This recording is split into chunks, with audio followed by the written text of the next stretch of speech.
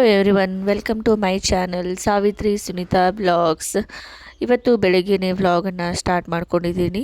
ಬೆಳಗ್ಗೆ ಎದ್ದ ತಕ್ಷಣ ನನ್ನ ಮಗ ಕೆಲಸ ಮಾಡೋದಕ್ಕೆ ಸ್ಟಾರ್ಟ್ ಮಾಡ್ಕೊಂಡಿದ್ದಾನೆ. ಅಂದರೆ ಇವತ್ತು ಮನೇನ ಕ್ಲೀನ್ ಮಾಡತ್ತಿದ್ರು, ಅಂದರೆ ಮನೆ ಮುಂದೆ ಇರುವಂಥ ಅಂಗಳವನ್ನು ಕ್ಲೀನ್ ಮಾಡತ್ತಿದ್ರು ನಮ್ಮ ಕಾಕ ಮತ್ತು ನಮ್ಮಮ್ಮ ಸೇರಿಕೊಂಡು.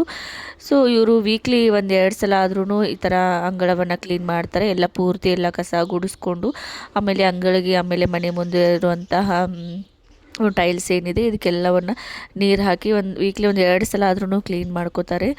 ಸೊ ಇವತ್ತು ಹಾಗೆ ಕ್ಲೀನ್ ಮಾಡಬೇಕಾದ್ರೆ ನನ್ನ ಮಗ ಬೇಗನೆ ಎದ್ದಿದ್ದಲ್ಲ, ಸೊ ಹೀಗಾಗಿ ಅವನು ಸ್ಟಾರ್ಟ್ ಮಾಡ್ಕೊಂಡಿದ್ದ ಅವ್ರ ಜೊತೆ ಕ್ಲೀನ್ ಮಾಡೋದಕ್ಕೆ.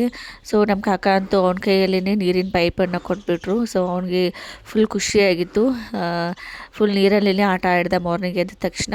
ಆಮೇಲೆ ಇವತ್ತು ಬ್ರೇಕ್ಫಾಸ್ಟ್ಗೆ ಉತ್ತಪ್ಪ ಮಾಡ್ಕೊಂಡಿದ್ದೆ, ಅಂದರೆ ಪ್ರಜಿತನಿಗೆ ಮಾಡಿದ್ದೆ. ಆ್ಯಕ್ಚುಲಿ ದೋಸೆ ಹಿಟ್ಟಿಗೆ ಒಂದು ಸ್ವಲ್ಪ ಕ್ಯಾರೆಟು, ಬೀಟ್ರೂಟು, ಆಮೇಲೆ ಈರುಳ್ಳಿಯನ್ನು ಹಾಕಿದ್ದೆ. ಸೊ ಪ್ರಜಿತ ತಿಂದ. ಅದಾದಮೇಲೆ ನನಗೂ ಅದನ್ನೇ ತಿನ್ಬೇಕನ್ನಿಸ್ತು. ಸೊ ನಾನು ಅದನ್ನೇ ಒಂದು ಹಾಕ್ಕೊಂಡು ತಿಂದೆ.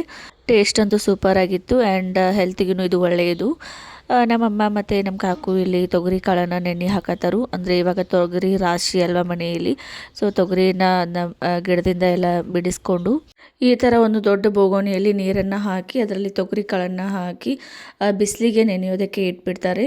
ಸೊ ತೊಗರಿ ಕಾಳನ್ನು ತೊಗರಿ ಬೇಳೆಯನ್ನಾಗಿ ಯಾವ ಥರ ಮಾಡ್ತಾರೆ ಆ ಒಂದು ಪ್ರೊಸೀಜರನ್ನು ನಾನು ನೆಕ್ಸ್ಟ್ ಒಂದು ಯೂಟ್ಯೂಬ್ ಬ್ಲಾಗಲ್ಲಿ ಅಪ್ಲೋಡ್ ಮಾಡ್ತೀನಿ. ಅದಾದಮೇಲೆ ಮಧ್ಯಾಹ್ನ ಟೈಮಲ್ಲಿ ನಮ್ಮಮ್ಮ ಇಲ್ಲಿ ಚಪಾತಿನ ಮಾಡತ್ತಿದ್ರು. ಸೊ ಪ್ರಜಿತ್ಯ ಅಂತೂ ಫುಲ್ ಕಾಡ್ಸತ್ತಿದ್ದ ಅವರನ್ನು. ತಾನು ಚಪಾತಿ ಮಾಡ್ತೀನಿ ಅಂತ ಹೇಳಿ ಅವ್ರ ಮೇಲೇ ಹೋಗಿ ಕುಂತಾನು. ಅವ್ರು ಮಾಡುವಂಥ ಚಪಾತಿ ಮಾಡುವಂಥ ಲಟ್ಟುಣಿಗೆಯನ್ನು ಇಸ್ಕೊಳತ್ತಿದ್ದ. ಸೊ ನಮ್ಮಮ್ಮ ಅವನಿಗೂ ಇನ್ನೊಂದು ಲಟ್ಟುಣಿಗೆಯನ್ನು ಕೊಟ್ಟರು ಮಾಡು ಅಂತ ಹೇಳಿ. ಸೊ ಅವ್ರು ಮಾಡೋದು ಬಿಡಿಸಿ ತಾನೇ ಮಾಡೋದಕ್ಕೆ ನಿಂತಾನು ಚಪಾತಿನ. ಸೊ ಅಷ್ಟು ಕಾಡಿಸ್ತಾನೆ ಅವನು ಮನೆಯಲ್ಲಿ ನಮ್ಮಮ್ಮನ ಮತ್ತು ಅವರಿಬ್ಬರು ಅಜ್ಜಂದಿರನ್ನ ಬಾಕೆಟ್ ಕಾಡಿಸ್ತಾನೆ. ಪ್ರತಿಯೊಂದು ಕೆಲಸದಲ್ಲೂ ನಾನು ಮಾಡ್ತೀನಿ ಅಂತ ಹೇಳಿ ಹೋಗ್ತಾನು. ಇವತ್ತು ನಾನು ನಿಮಗೊಂದು ಸಿಂಪಲ್ ಆದಂಥ ಈಸಿ ಆದಂಥ ಬ್ರೆಡ್ ಸ್ಯಾಂಡ್ವಿಚ್ ರೆಸಿಪಿನ ನಿಮ್ಮ ಜೊತೆ ಶೇರ್ ಮಾಡ್ಕೊಳತ್ತೀನಿ. ಸೊ ಬನ್ನಿ ಯಾವ ಥರ ಬ್ರೆಡ್ ಸ್ಯಾಂಡ್ವಿಚನ್ನು ಮನೆಯಲ್ಲಿನೇ ಈಸಿಯಾಗಿ ಮಾಡ್ಕೊಳ್ಬೋದು ಅಂತ ತೋರಿಸ್ಕೊಡ್ತೀನಿ. ಮೊದಲಿಗೆ ನಾನು ಸ್ಯಾಂಡ್ವಿಚ್ ಮಾಡೋದಕ್ಕೆ ಇಲ್ಲಿ 2 ಈರುಳ್ಳಿಯನ್ನು ತೊಗೊಂಡಿದ್ದೀನಿ, ಆಮೇಲೆ 1 ಟೊಮೆಟೊ, 1 ಬೀಟ್ರೂಟು, ಆಮೇಲೆ 3 ಕ್ಯಾರೆಟನ್ನು ತೊಗೊಂಡಿದ್ದೀನಿ. ಸೊ ಬೀಟ್ರೂಟನ್ನು ನಾನು ಆಲ್ರೆಡಿ ಒಂದು ಸ್ವಲ್ಪ ಕಟ್ ಮಾಡ್ಕೊಂಡಿದ್ದೆ ಮಾರ್ನಿಂಗ್ ಟೈಮ್ ಪ್ರಜಿತನಿಗೆ ಉಪ್ಪಿಟ್ಟು ಮಾಡೋದಕ್ಕೆ ಅಂತ ಹೇಳಿ. ಆಮೇಲೆ ಒಂದು ಸ್ವಲ್ಪ ಜಾಸ್ತಿ ಕ್ಯಾರೆಟನ್ನು ತೊಗೊಂಡಿದ್ದೀನಿ. ಕ್ಯಾರೆಟ್ ಹಾಕಿದರೆ ಒಂದು ಸ್ವಲ್ಪ ಫ್ಲೇವರ್ ಚೆನ್ನಾಗಿರುತ್ತೆ, ಟೇಸ್ಟಿಯಾಗಿರುತ್ತೆ. ಸೊ ಅದಾದಮೇಲೆ ಒಂದು ಸ್ವಲ್ಪ ಕರಿಬೇವು, ಆಮೇಲೆ ಒಂದು ಸ್ವಲ್ಪ ಕೊತ್ತಂಬರಿ ಸೊಪ್ಪನ್ನು ತೊಗೊಳ್ಬೇಕು. ಆಮೇಲೆ ಈರುಳ್ಳಿ ಮತ್ತು ಟೊಮೆಟೊನ ಸ್ವಲ್ಪ ಚಿಕ್ಕದಾಗಿಯೇ ಕಟ್ ಮಾಡ್ಕೋಬೇಕು. ಎಷ್ಟು ಸಾಧ್ಯ ಆಗುತ್ತೆ ಅಷ್ಟು ಸಣ್ಣದಾಗಿಯೇ ನಾವು ಇದನ್ನು ಕಟ್ ಮಾಡ್ಕೊಳ್ಬೇಕು. ಆಮೇಲೆ ಕ್ಯಾರೆಟನ್ನು ತುರ್ಕೊಂಡಿದ್ದೀನಿ, ಆಮೇಲೆ ಬೀಟ್ರೂಟನ್ನು ತುರಿದು ಇಟ್ಕೊಂಡಿದ್ದೀನಿ. ಅದಾದಮೇಲೆ ಬ್ರೆಡ್ಡನ್ನು ನಾವು ರೋಸ್ಟ್ ಮಾಡ್ಕೊಳ್ಬೇಕು.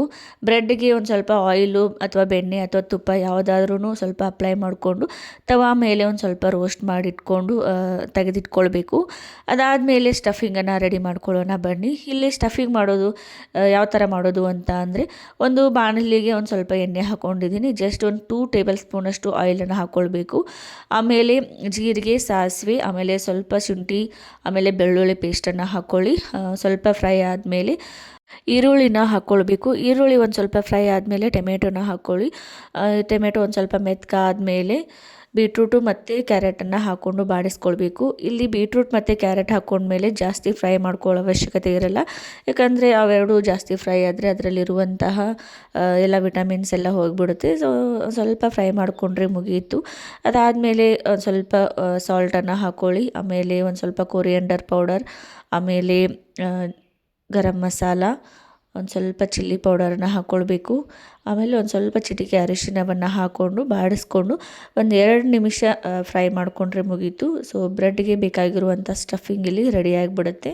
ಆ್ಯಕ್ಚುಲಿ ಇದು ಆರೋಗ್ಯಕ್ಕೆ ಒಳ್ಳೆಯದು. ಆ್ಯಕ್ಚುಲಿ ಬ್ರೆಡ್ಡು ಅಷ್ಟೊಂದು ಹೆಲ್ದಿಗೆ ಒಳ್ಳೆಯದಲ್ಲ, ಬಟ್ ಬ್ರೆಡ್ ಜೊತೆಗೆ ಈ ಥರ ನಾವು ಸ್ವಲ್ಪ ಹೆಲ್ದಿಯಾಗಿ ಮಾಡ್ಕೊಂಡು ತಿಂದರೆ ತಿನ್ನೋದಕ್ಕೂ ರುಚಿಯಾಗಿರುತ್ತೆ, ಆಮೇಲೆ ಹೆಲ್ತಿಗೂ ಕೂಡ ಒಳ್ಳೆಯದು ಅಂತ ಹೇಳ್ಬೋದು. ಆಮೇಲೆ ಬ್ರೆಡ್ಗೆ ಅಪ್ಲೈ ಮಾಡೋದಕ್ಕೆ ಅಂತ ಹೇಳಿ ಪುದೀನ ಚಟ್ನಿನ ರೆಡಿ ಮಾಡ್ಕೊಳತ್ತೀನಿ.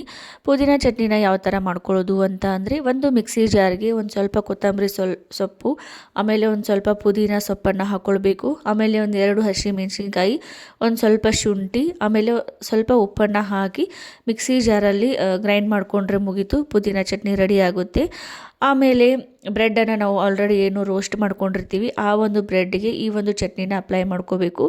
ಸೊ ಬ್ರೆಡ್ ಸ್ಯಾಂಡ್ವಿಚ್ಗೆ ಇದೊಂದು ಮೋಸ್ಟ್ ಇಂಪಾರ್ಟೆಂಟ್. ಆ್ಯಕ್ಚುಲಿ ಇದೇ ಇದ್ರೇ ಸ್ಯಾಂಡ್ವಿಚ್ ಒಂಥರ ಫ್ಲೇವರ್ ಚೆನ್ನಾಗಿರುತ್ತೆ, ತಿನ್ನೋದಕ್ಕೂ ರುಚಿ ಹತ್ತುತ್ತೆ.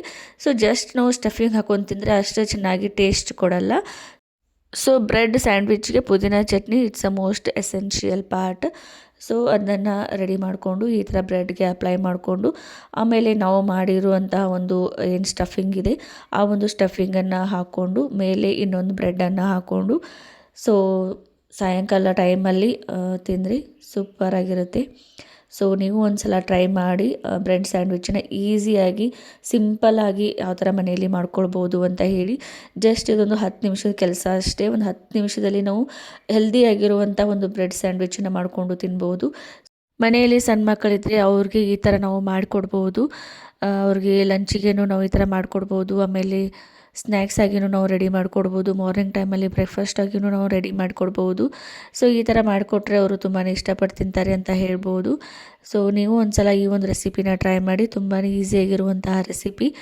ಸೊ ನಾ ಇವಾಗ ತಿಂದುಬಿಟ್ಟು ನಿಮಗೆ ಟೇಸ್ಟ್ ಯಾವ ಥರ ಇದೆ ಅಂತ ಹೇಳ್ತೀನಿ ನೋಡಿ. ಸೊ ಆ್ಯಕ್ಚುಲಿ ಚೆನ್ನಾಗಿತ್ತು. ನಾವು ಪುದೀನ ಚಟ್ನಿ ಅಪ್ಲೈ ಮಾಡಿದ್ವಿ ಅಲ್ಲ, ಸೊ ಅದರದ್ದೇ ಒಂದು ಫ್ಲೇವರ್ ಹತ್ತುತ್ತೆ. ಸೊ ಹೀಗಾಗಿ ತಿನ್ನೋದಕ್ಕೆ ತುಂಬಾ ಟೇಸ್ಟಿಯಾಗಿರುತ್ತೆ. ಸೊ ಇದಾಗಿತ್ತು ನನ್ನ ಒಂದು vlog. Thank you so much for watching my YouTube channel. So thank you. ಇದೇ ಥರ ನನ್ನ ಚಾನಲ್ಗೆ ಸಪೋರ್ಟ್ ಮಾಡಿ. Thank you.